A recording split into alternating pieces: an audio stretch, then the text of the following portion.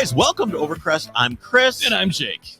And I am fascinated with our current topic for this episode. I am really excited for this. I don't understand how, I've been through some weird, tough shit in my life. Yeah. But I don't understand the drive or what pushes people to go to the absolute extreme of things. Yeah. And I think that what our guest, Skyler Howes, who is a professional, what kind of rider is he? I mean, he rides in the Dakar. He does endurance racing. It's an endurance motorcycle race. A professional endurance motorcycle racer. Correct.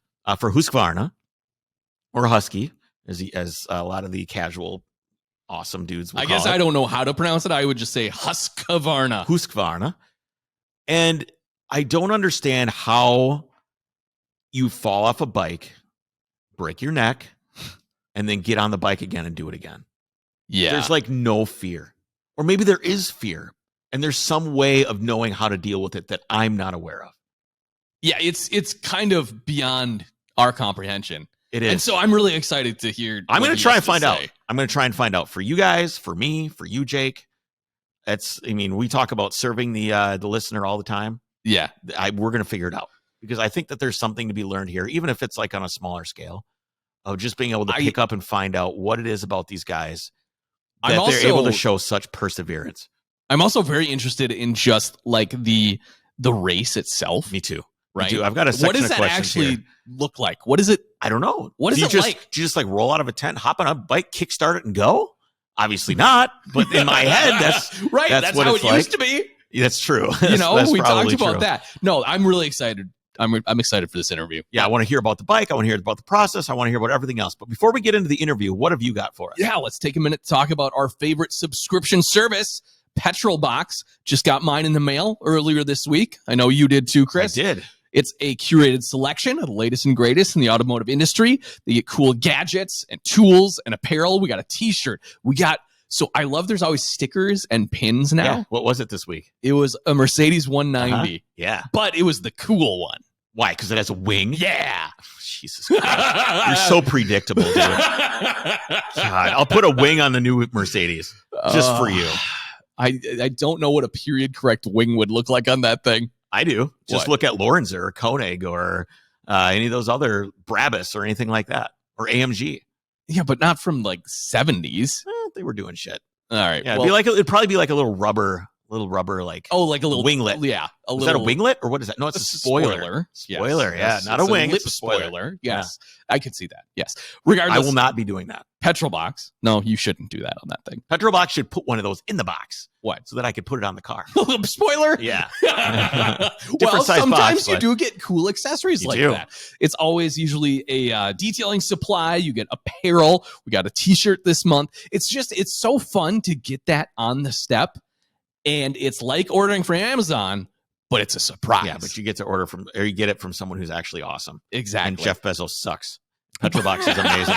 So let's not compare the two too much. Okay, never mind. But it is an awesome gift as well. If there's someone who has a birthday coming up, keep Petrol Box in mind. Head over to mypetrolbox.com. Check those guys out. You can use Overcrest for a discount code. Otherwise, it's as little as $19.95 for the month or $29.95 a month to get even more gear. All right. I'm not going to waste anybody's time. Let's get right to it. Skyler Howes. Mr. Howes, how's it going, man? How's it going? Pretty good. Hey, I like it. This guy's got jokes.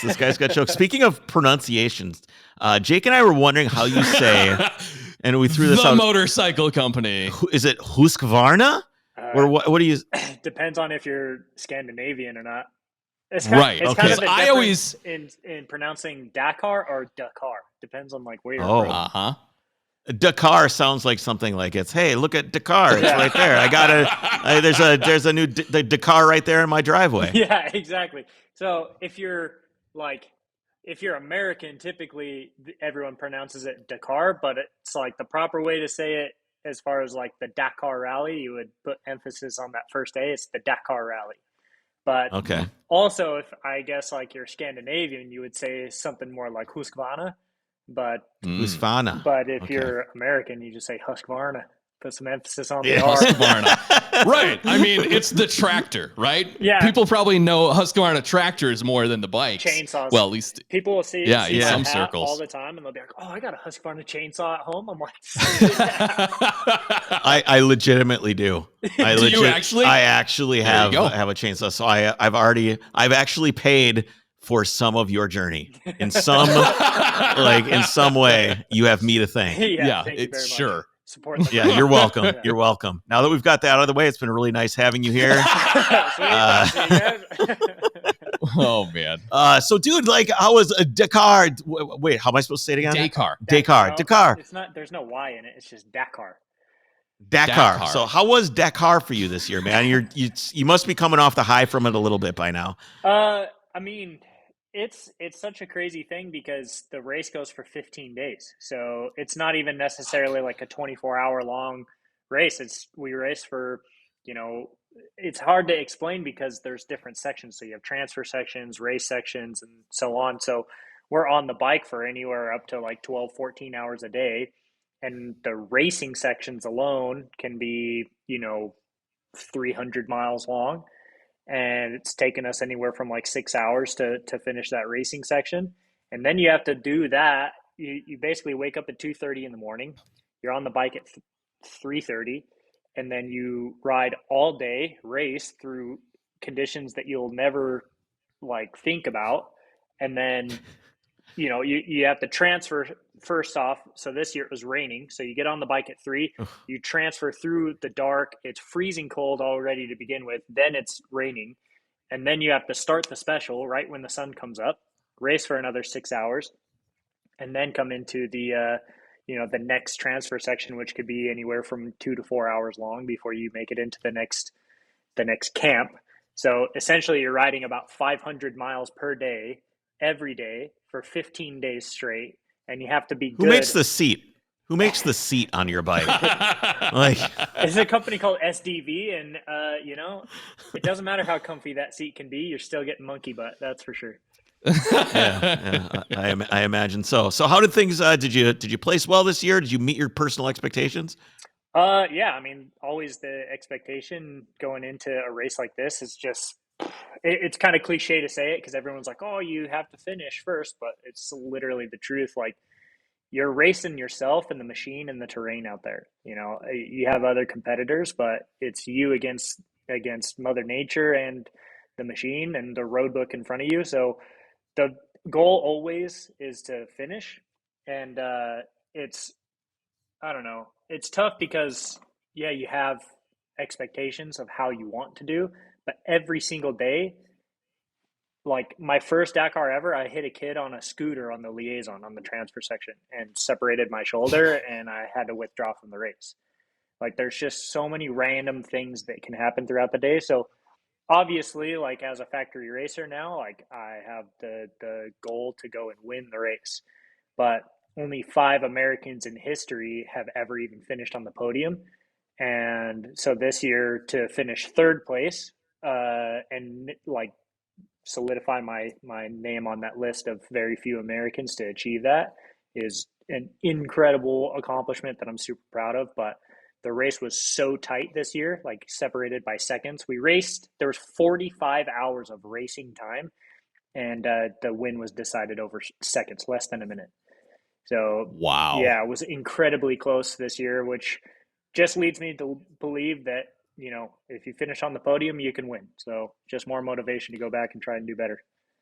So you say you're fighting between the bike, yourself, and the elements, which is the stage and the ground and the surface and the weather and everything. Which one is hardest for you to overcome?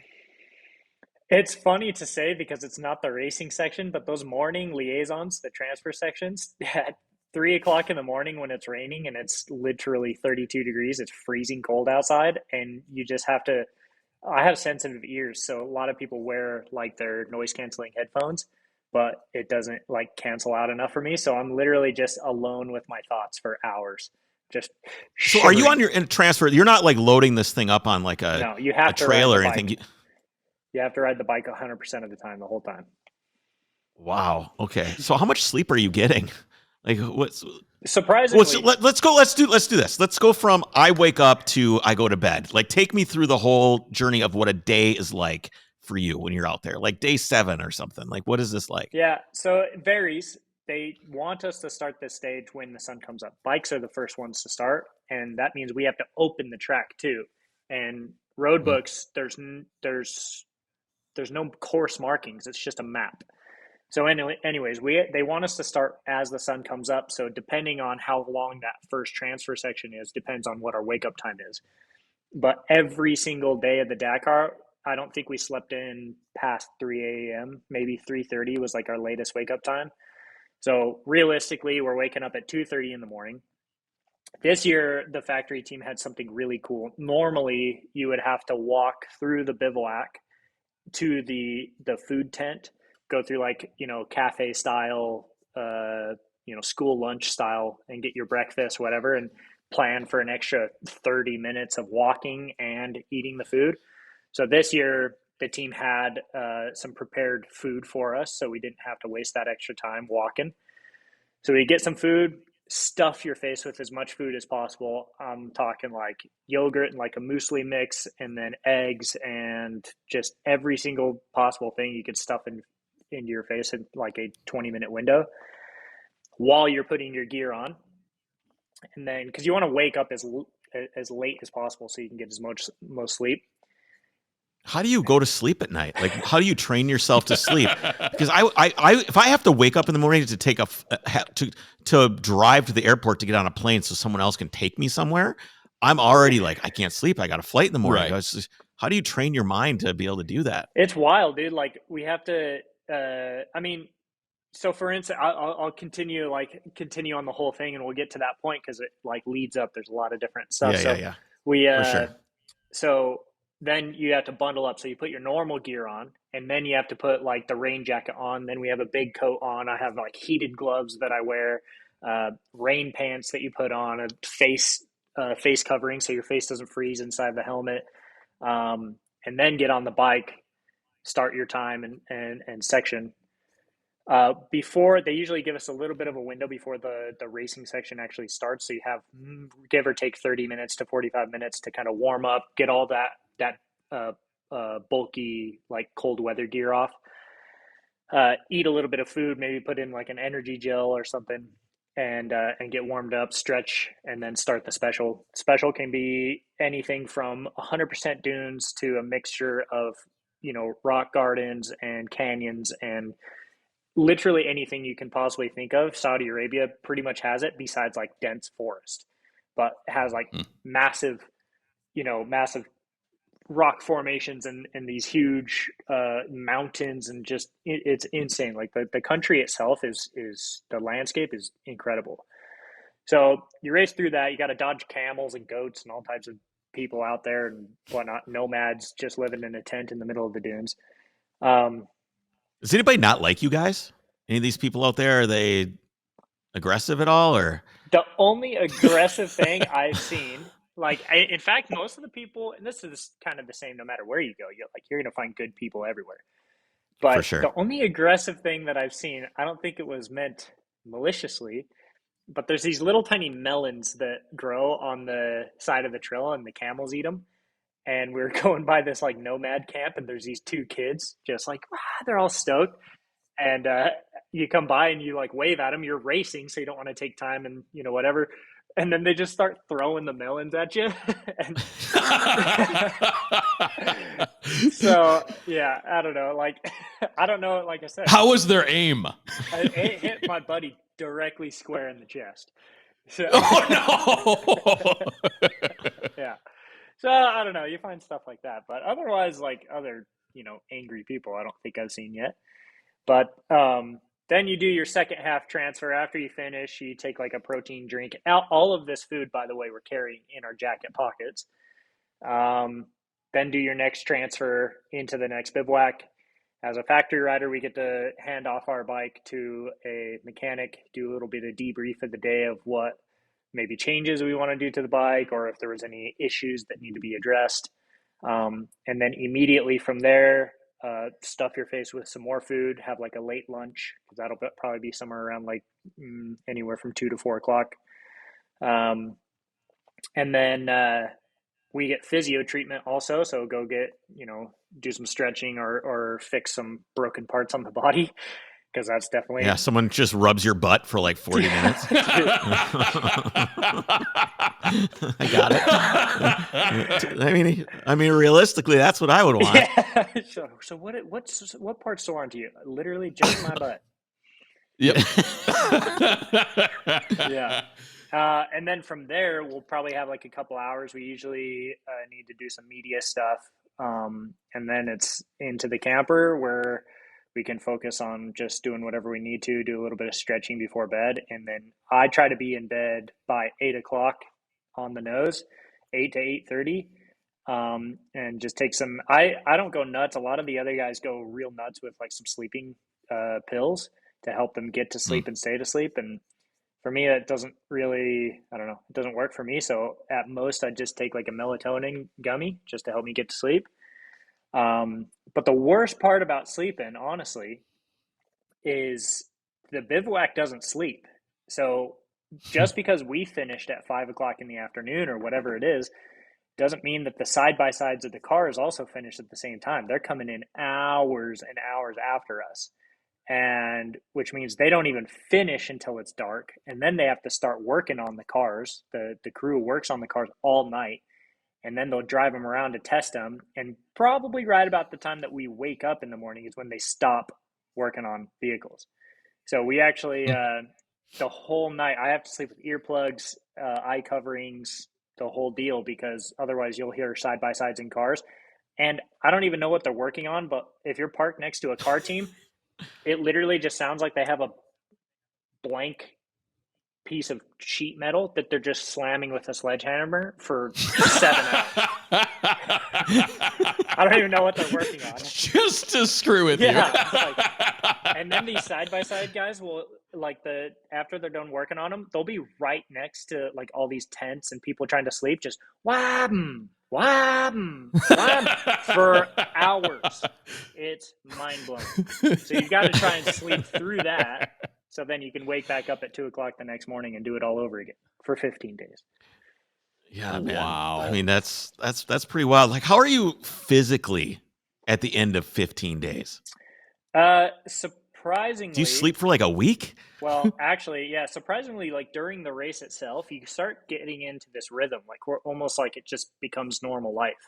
So that's just what you do, and your body just gets into the zone. And it's the same for the whole team. Like the mechanics and the crew and everyone gets into that same zone where that's just life. You wake up and you do the work, and the crew has to set up and break down camp every day and drive to the next bivouac. So they're driving for, the same amount of time, 6 hours.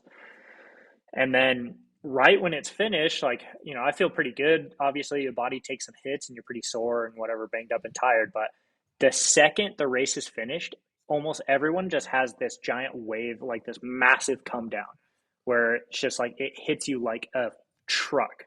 And it finally is just that mindset of like you can finally rest, and then the body just kind of like shuts down almost.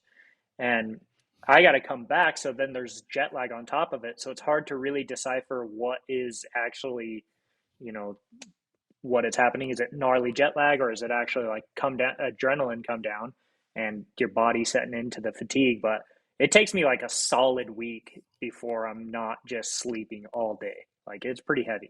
Right. So you talk about bringing the food with you when you're on the bike. Mm-hmm. I mean, do you pull over, like what's the rest of your kit? But I just imagine being like, I'm hungry, and there's like a palm tree, and you pull up, put the kickstand on the bike, set it down, just super nice and relaxing, back up against the tree, eating pop the Corona. Yeah, obviously that's not true. What do you have with you? Are you expected to fix this bike yourself? Obviously, in some ways you must be. Do you have tools? What are you bringing with you besides the food? Well, the huge bummer is alcohol is banned in Saudi Arabia, so no Corona. Oh, right. Yeah, bummer. Huh? That's man. Right. Yeah. Not at night or nothing, huh? Dude, no paraphernalia. No, can't have it. So, so we have a toolkit that's on the bike, and we have some key parts that are stashed on the bike as well. So there's only like minimal stuff I can do if there is a actual mechanical issue. But there is a toolkit, so I can manage a lot of that. As far as food that I keep, what are you expecting to break? What does this toolkit fix? it could be anything from a chain, or let's say you wear out a clutch and we have an extra clutch disc that we can just stuff in there. Maybe an injector, or small mechanical issues like that. Anything larger than that, like kind of just at the mercy of, hopefully someone else has maybe a part that we can snag, or we're out. What about like tires or Tires? You can't switch, so you have to start, or you huh? have to finish on the same set of tires that you Really? start on. Yeah. So if you have a tire failure, you Okay. have to either make it in, or if someone gives you a tire out there, then you have to take a huge penalty, because the tires are marked for us as well, so you can't switch. So let's say you're driving. You just had your lunch under the Riding, palm tree. Chris, you're Riding, sorry. Yes. You come over the crest and you see another rider. Do you stop? If Like, what is the responsibility? I mean, obviously there's rules and stuff, but personally, what are the responsibilities for stopping for someone that, they look okay, but maybe their bike's broken? Do you help this guy, or do you just kind of go, see ya, and just like The keep trucks going, are coming later, so you're fine. depends on the severity of it. If someone's, so for instance, like 2 years ago, I had already broken a part on my bike, so I knew the day was just kind of shot for me. Like, I wasn't going to be getting a good stage finish. And we were 8 kilometers away from the refueling, and just a guy ran out of fuel. And we're inside the top 10 as well, so like we're really pushing. And he didn't expect anyone to stop until like top 100. But I was like, my day's kind of screwed anyway, so might as well like save this guy's. And he's just a random Italian dude that I didn't really even know. And so I hooked up a tow strap and towed him 8 kilometers into the refueling and saved his race, essentially. But you don't have to do that. Wait a second. Hold on. You have a tow strap and you are on a motorcycle towing another guy in a motorcycle across the desert. Yeah, and like through dunes too, which is sketchy. Okay. And that's got to be really tricky. We were that is hauling sketchy ass too. Like we were ripping. I kept looking back, and he'd give me like a fist bump, and I was like, all right, grab another gear and just keep ripping, because like you don't want to lose a lot of time. That was hairy, but I saved his race essentially. Like he's able still to get a good finish. But that's not. And they allow that. Like, you help that guy, so that's cool. That's fine. Yeah, totally acceptable. That seems really unique in motorsport, right? Right. Like, I don't think that's. Well, you think somehow you should be like, all right, that guy, any points he gets, like you have to get 10% of his points or something, right? Like there should be some sort of clause about like, the generosity clause. That's really cool that is allowed. I think that really kind of encourages, some camaraderie that I think is a beautiful thing. Well, the other side of it is that's not even that's not necessarily, or not even just allowed, but it's encouraged. Like, it's just us out there. Like, the hard thing to explain to someone about the Dakar Rally specifically is we're literally in the middle of nowhere. We're at the mercy of the desert, and if we have an issue, they do have like support helicopters and medic helicopters, but we are the first line of defense. So if someone has a mechanical issue and they got water, they're going to be all right. Like, you don't have to stop for that. And if they give you the thumbs up, then you continue. But if you come upon a downed rider, like, you're stopping 100%. Yep. First person to a downed rider, there's no other option. We're all we got out there. So we stop and make sure that the injured rider is going to be taken care of, regardless of the extent of the injury. I mean, it could be a small one, could be a big one.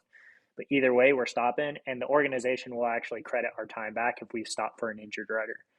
So, that's cool. Yeah, and it's absolutely necessary. Like, there's no other option. Like, you need to stop for your fellow rider out there for sure. Like, so at least we get our time. I think you're out there. I mean, this is a place where if you aren't with any kind of support, you die. Yeah. If you're just out there as a human being, it is like the most inhospitable place. I mean, you're dead. We're not supposed to be there. They call it the end of the quarter for a reason. Yeah. I was going to ask, speaking of fellow riders, so does Husqvarna have like several different riders on a team, or are you the only factory rider at the race? How does that work? So there's a handful of factory riders, and that's basically just, there's some other people who have serious sponsorships and they don't have to pay their way to get there, but they're not considered a factory, like manufactured supported rider. So on Husqvarna specifically, it's me and my teammate Luciano. And I say teammate, we're still directly competitors, but we're just riding for the same team. But under the KTM umbrella, there's KTM, Husqvarna, and Gas. And KTM has 3 riders, Gas has 2 riders, Husqvarna has 2 riders. They're all considered full factory support. Honda has 4 riders, I believe. Hero Motorsports has 3 or 4 riders, and then Sherco has like 2 or 3 riders as well. So there's a handful of like legit paid factory sponsored riders that go and race this race. But out of the 100 to 150 people that enter on the bikes category, about 20 of them are like legit sponsored riders. But there's 20 dudes out there that could have a solid chance of like getting a really good result and winning the thing. So it's like some heavy competition. So someone who's not familiar with the Dakar, can you set the stage of how the stage starts, since we're doing terrible puns? So these are stage starts. It's not like a mass go at the whistle, right? Correct. So how far apart are these riders staged? What does that look like when you're trying to like overtake someone? Mm-hmm. So the stage start is categorized by your previous day's finish. So if you win the special, you have to start first. And that's not really an ideal position in a rally, because when I said earlier you have to open the track, there's literally nothing for you to follow besides like MapQuest, basically. And it's really difficult. Like you have to tone down your pace. Like you just can't ride as fast. And so you're almost guaranteed to lose quite a bit of time.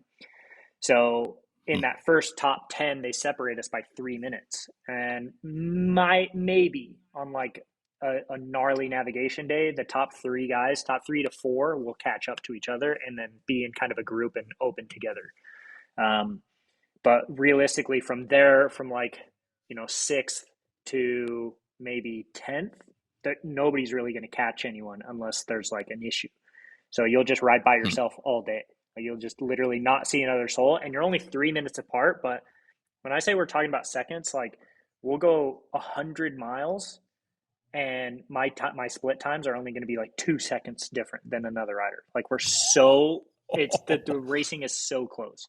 And so if there's like issues out there, like that's, there's no taking a break underneath a palm tree to eat a granola bar. Like that you just can't do that. Back in the day, people would be winning by an hour, hour and a half, 2 hours. Right. There's stories of guys that like, oh yeah, I gained 30 minutes in one day. Like there's just no way anymore. Like that's impossible. Is it due to a formula of what you're required to have as a bike? Has that gotten stricter? What is the reason for that? The reason the pace is so high now is the equipment. All of the equipment, doesn't matter where you're on, what you're on. All of the equipment is good. And then the pace has like I guess the quality of rider has improved a lot. Like before it was like a couple dudes who really knew what they were doing and had a good race strategy and just could make it happen, and they were on a good bike. Now there's 20 guys on good bikes that train all year for this one event. They're really good at navigation, and it's just everyone is so tight. But before, even just 6 to 10 years ago, people just didn't train navigation. So essentially, if you had one person who could navigate, they would intentionally get people lost so that the guy, like, for instance, you have like your guy who's supposed to win, right? So he's in front, and then you have like his teammate would be here, and people would be following him because they knew he could navigate, and he would intentionally lead them off in the wrong direction and then fake a problem, like he had a bike problem. So all those guys would take off, but they're taking off the wrong direction. You just can't do that anymore. Jeez. Like now, if you went the wrong direction thinking someone's going to follow you, they just laugh at you and be like, what's that guy doing? And then go the right way. Right. Like everyone's so good at the navigation. Everyone's really fast now, and the equipment is good. So it's just they're trying to do as much as possible to slow us down. They gave us seriously, they gave us a speed limit this year. So we're limited to 100 miles an hour, which doesn't make any sense to me. Like, I don't understand the safety difference between 105 and 100. Like either way you crash on a dirt bike, you're toast. So that doesn't make any sense. But they limit like a handful of other stuff. And now the road book, the map that we have to follow, is given to us 20 minutes before we start the race. So you can't go through and look at it. There's no like cheating or anything allowed. Like everyone's just kind of gifted the exact same circumstances, and you just have to kind of run with it. And best That's man called the wins. shit sandwich. Dude. That's not a circumstance. That's a So I'm glad you brought up navigation, because I want to talk about that a little bit. I know on the bike you have a setup where you basically have your book in front of you right above the handlebars. Yep. And I know the old school used to be you could like have a scroll, and it would like you turn the scroll as the. You guys are mobile. Do you know what dude. I'm talking about? I'll show you right now. You guys are mobile. Yeah, let's I go. love it. I want to see this All setup right. because I saw the bike behind you. I was hoping we could do Yeah. this. So I'll try to do it. It's kind of like a little bit backwards. So, anyways, this is our road book holder. So this is where the road book goes. Okay. It goes, and it's just 2 posts in there that rotate. So you get a scroll. Okay, so it is a scroll. Yeah. So you get a scroll, and then there's this little button right here on the handlebar. This little switch, and that can roll those tabs. But if that's broken, then we have little things here that I can roll by hand. Manual. Yeah. These little. And so what are these instructions telling you? What information are you actually looking at? I wonder if I have a road book out here. I might. Anyways, but I mean, as I'm chatting, I'll look for one. But the instructions are: you have your mileage, and then you have the middle box is going to be your like direction drawing. They call it a tulip, and then on the right hand side is like extra notes. So basically, what you see in all of that is, well, you have to read that while you're going 100 miles an hour also. So there's three different things that you have to see. This unit right here will display our odometer. So say this is 103.6. You're supposed to take a left at the tree. And then this one will be our compass heading. And you're supposed to go at 270 degrees. And then in the third box, it used to just describe that terrain. So the, for instance, before it used to be like twisty or rocky or anything like that. And now they're adding more navigation into it. So instead of just having like, oh, it's twisty and rocky and you're going to be in a riverbed, they'll put that in there. And then they'll say, after 500 meters, change your cap heading to a different cap heading. So now you have 3 specific things that you have to do within one box that you have to read while you're doing 100, and then scroll to the next note and go on. The rest of the buttons that are on the handlebars is, let's say you missed that corner. The odometer doesn't know. The odometer is not synced to the piece of paper. So if you miss a corner, you're constantly adding mileage. So you can come back to it and hit those buttons and bump down and match your odometer. So then, because if you don't ever do that, by the time you get to the next note, you'll have no idea. You'll be off by like you'll be off 200-300 meters, and you won't know, and it won't make sense, and then you get more lost. Right. Wow. You mentioned the speed limit that they put in place. Are you do they mechanically limit the bikes then for you, or do you have to track that yourself? And if so, how does the organizing body, like, do they have a GPS on board, or? Yeah. So there's a GPS on board that manages all of our. There's also another thing in that road book that's called that gives us waypoints, but the waypoints isn't like a GPS track for us to follow. If we're just on track on the road book, when we get within a certain like pin drop in that radius, an arrow will open, point us to the center of the waypoint. And once we clear it, that arrow goes away. And that's how they can justify like that you're staying on the track. If you miss those waypoints, you get a penalty. They also have speed zones. That makes sense. So if we're going through a village or something, same kind of concept. The speed zone waypoint opens. Once you enter into that zone, you have like say 30, 50, 90 kilometers per hour that you have to follow. Anytime you go over that speed limit, it's a massive penalty. Like if it's a 30 kilometer an hour speed zone and you go 31 back to 30, that's a minute penalty. Holy shit. Like they're serious, they're heavy. And that same penalty is for the maximum speed. So we're limited to 160 kilometers per hour. And on a non-factory motorcycle, like just a privateer bike, they don't have the technology on that bike to manage it yourself. So for instance, on a car, you could have a governor that governs you at 80 miles an hour.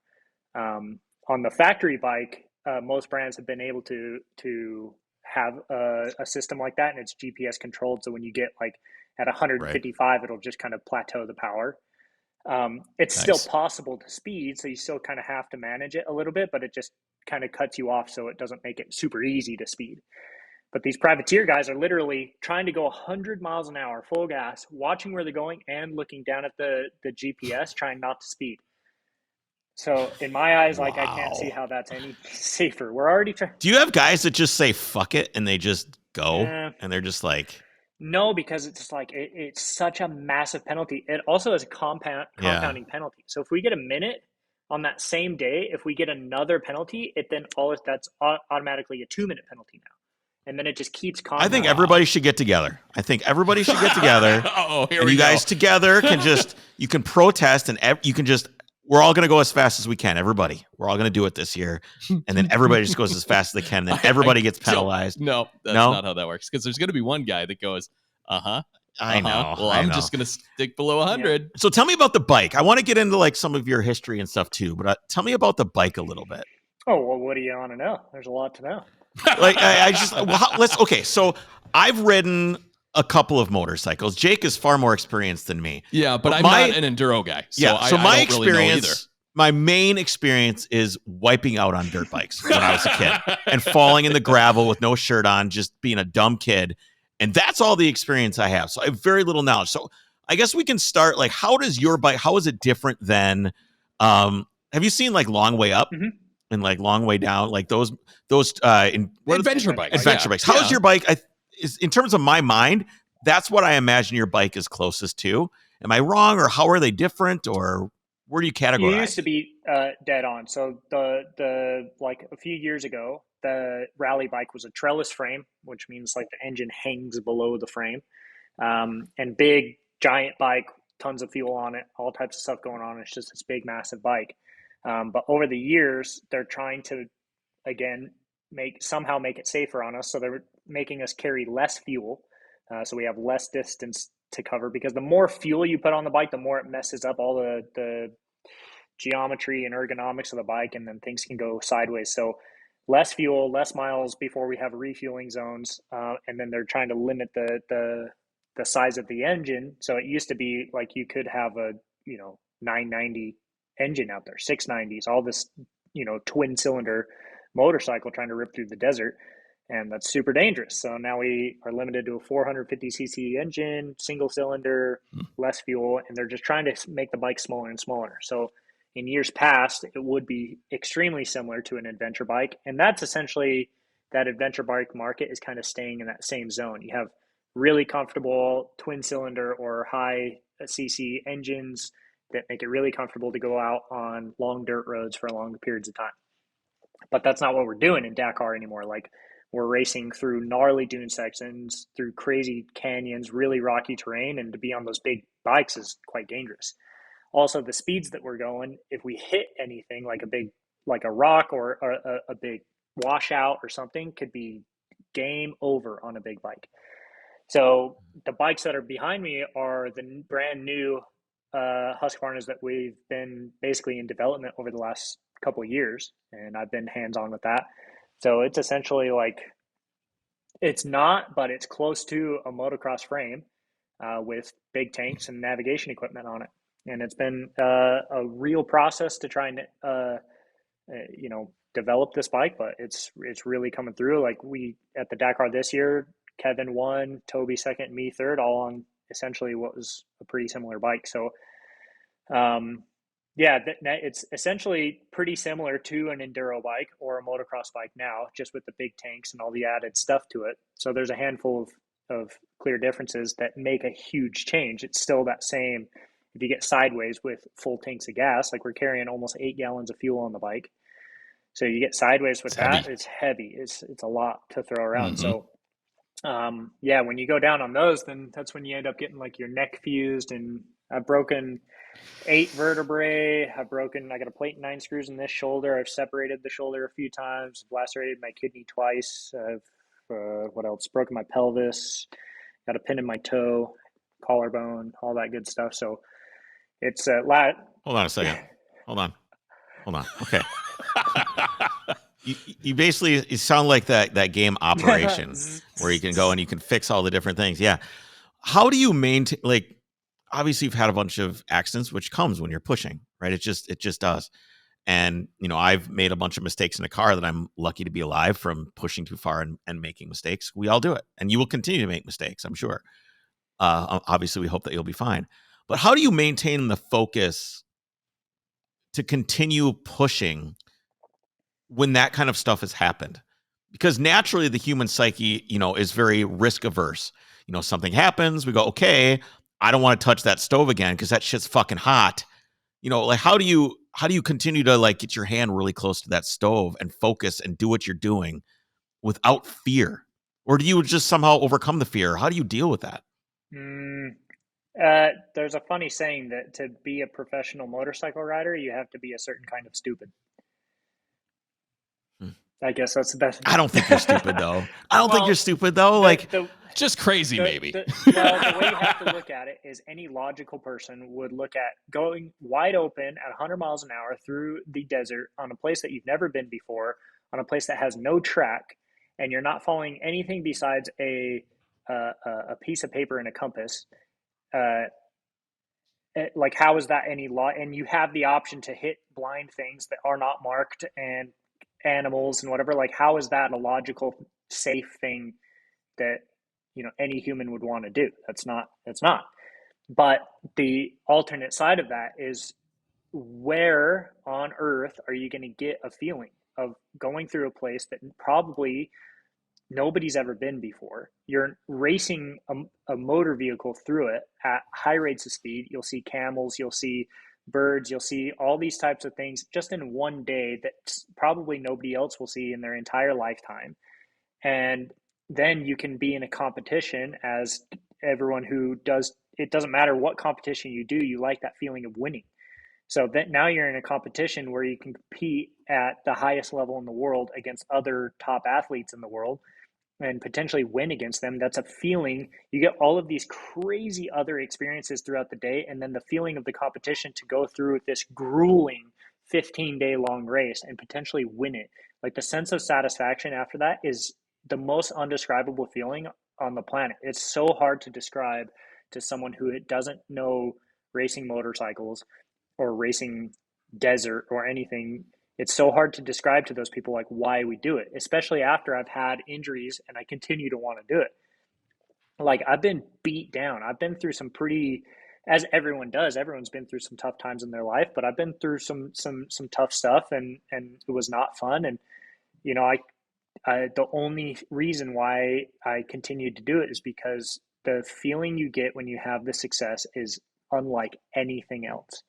And when you are kind of addicted to the adrenaline, like, I don't think there's a better kick of adrenaline than just, bouncing off of a camel. You know what I'm saying? Like it's crazy. So it's such a hard thing to describe to people, because just like, until you experience it for yourself, it's just like not a logical thing. So yeah, all these injuries that I've had are, the way I look at it, just experiences and knowledge to take into the next race and hopefully not make a similar mistake. So you can't think about it. That's the answer that I have for you. It's the same thing as if you were to make a mistake in the race. You can't think about the mistake. All you can do is learn from it, and hopefully you don't make it again.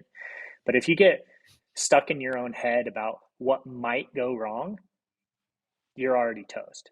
Like, you're just going to psych yourself out because there's so much that can. So if you're in your head about like, oh, I had an injury, I don't want that to happen again, so I'm going to go slower. Or I got lost before and I don't want that to happen again, so I'm going to go slower, then you're not going to win. So you have to just put it behind you, learn from the mistake, hopefully get better and get more comfortable at the speed. So then you are less likely to have a issue in the future. And then, just take it one step at a time and hopefully you do good. But yeah, to have the famous thing is, negative thoughts produce negative results. And anything besides, I'm going to do the best I can and I want to try and win, and I'm just going to ride every mile as best as I possibly can. Anything else other than that is just slowing you down. Do you allow yourself those thoughts after the race? It's rally's difficult because you make what you think is the correct decision every day. So after the race, you realize that those decisions were either incorrect or correct. Like it's a viral video of me doing a no footer and crashing. And it's like, everyone gives me shit over it. And the funny thing is in rally, there's strategy too. Like some days you don't want to be the first person on the track. So you don't want to win. And it's a weird thing to say to people who are racers, like you're trying not to win. But yeah, like if you lost 4 minutes on this day and had a rear position start, you could potentially gain 15 minutes on the next day. And vice versa. If you won on this day and started out front, you could lose 30. Like it could be major detrimental to your race result.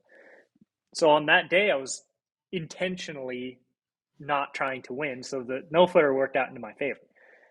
But there was other times throughout the whole race where, I lost the win on a minute, like a couple minutes. I went into the last day 1 minute and 20 seconds down or something.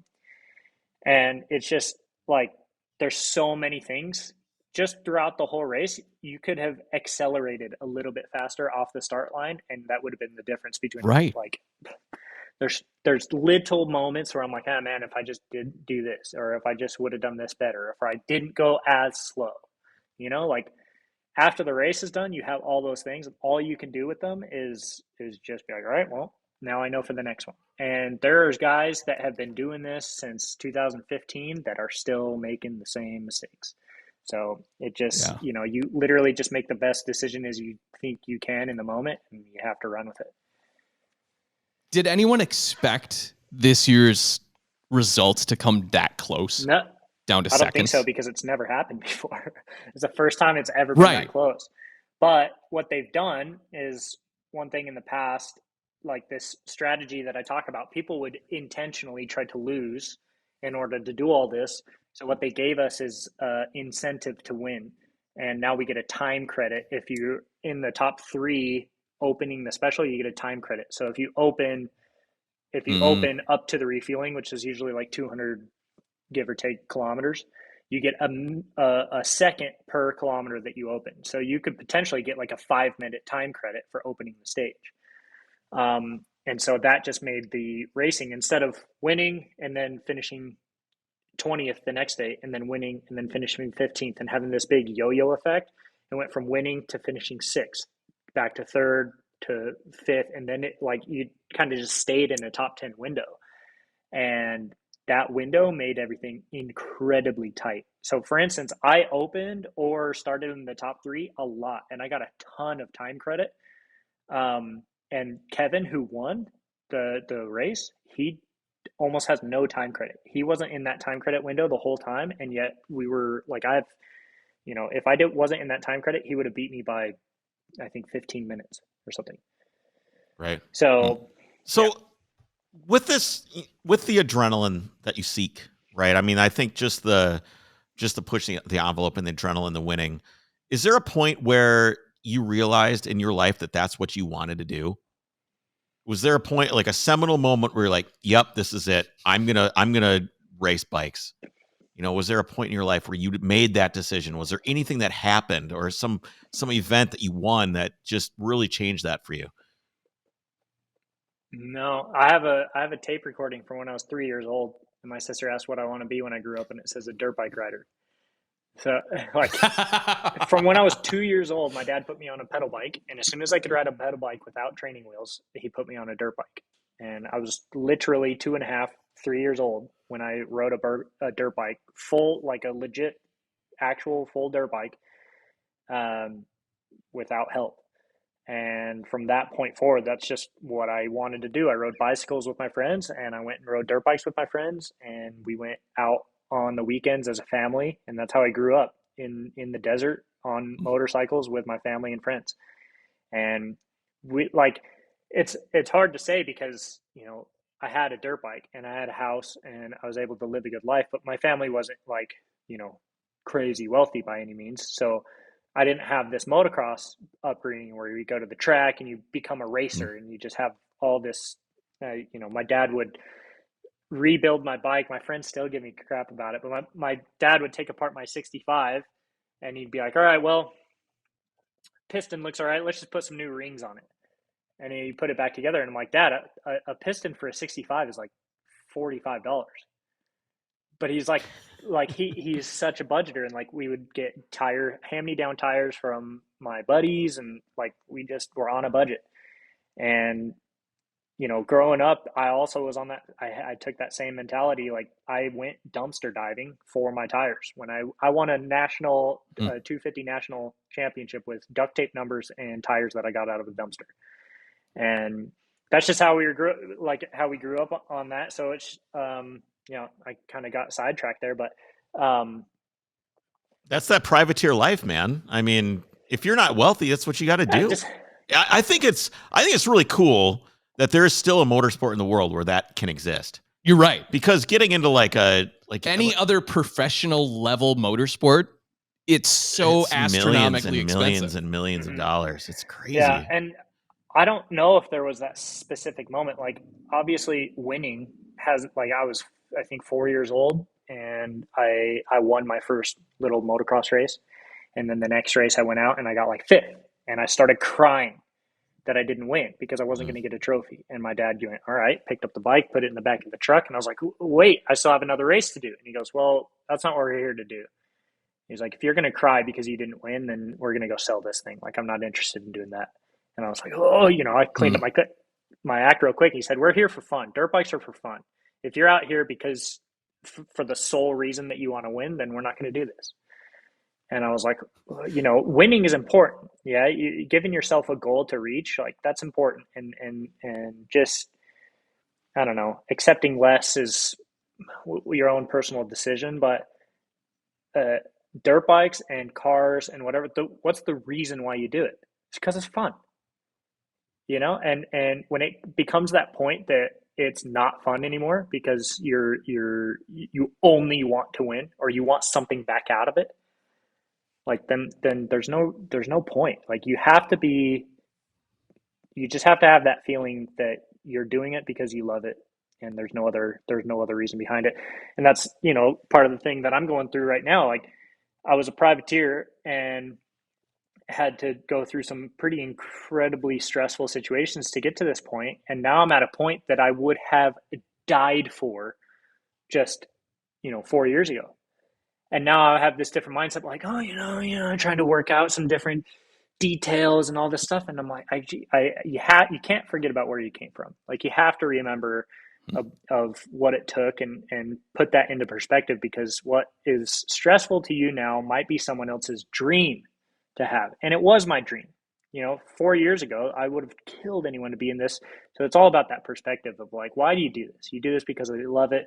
What I want to be able to do is do this as long as possible and continue to gain more experience and have awesome times with people that I love. And hopefully I can spread the joy and other people get, experiences similar to me. And it just continues on. Like, I feel like that's what racing is about. It's not all about you, even though it is a selfish sport. Like, we were talking about injuries before. You hop on that bike knowing that you're risking your life to race this race. But at the end of the day, like, that feeling you get, it's undescribable. And to maybe share that with someone else and they get the same, love for the sport and they want to pass it down.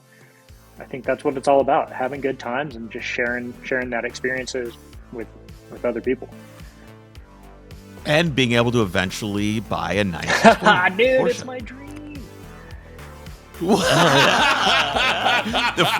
I messaged Skyler. I go, hey, man, I really like your story. I'd like you to come on the podcast. He goes, if you find me a 964, I'll come on.